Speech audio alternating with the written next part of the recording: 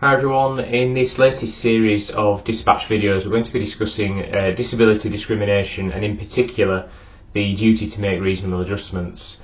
This has arisen in part because of a detailed training session that we've delivered to one client, and the first part of this session will focus on when that duty arises and what general factors are taken into account in determining reasonableness.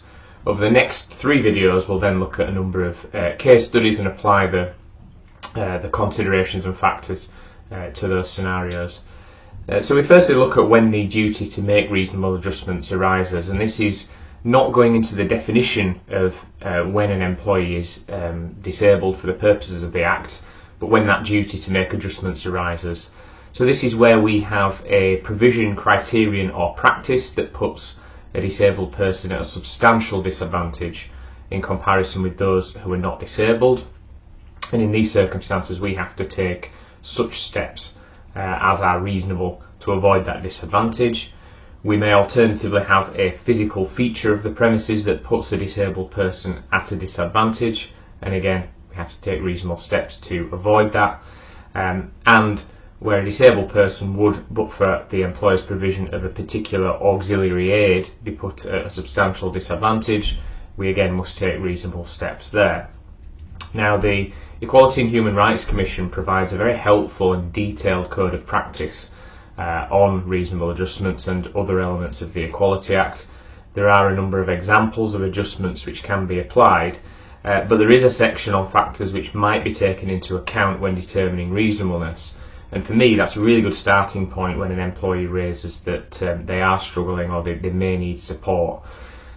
So quite obviously we need to look at whether the steps that are being suggested would be effective in preventing the disadvantage, how practicable are those steps, what are the financial and other costs of making the adjustment and the extent of any disruption caused, what are our financial resources as an employer to make those adjustments, is there any financial or other assistance to help make the adjustment.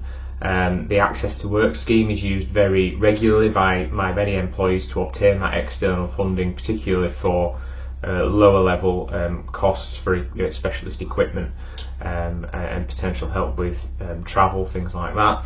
And we also look at the type and size of the employer, because there is a much greater emphasis on the need to consider perhaps more expensive and extensive adjustments in a larger employer than a smaller one.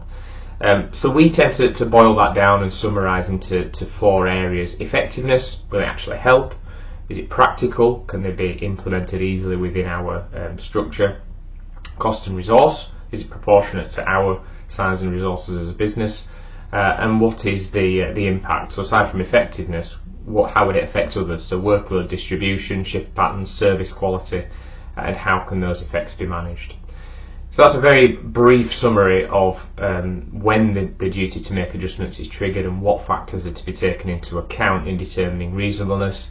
We will go into case studies in the next session and link back to these factors.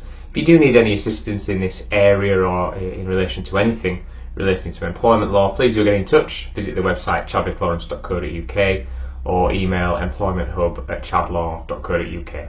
Thank you.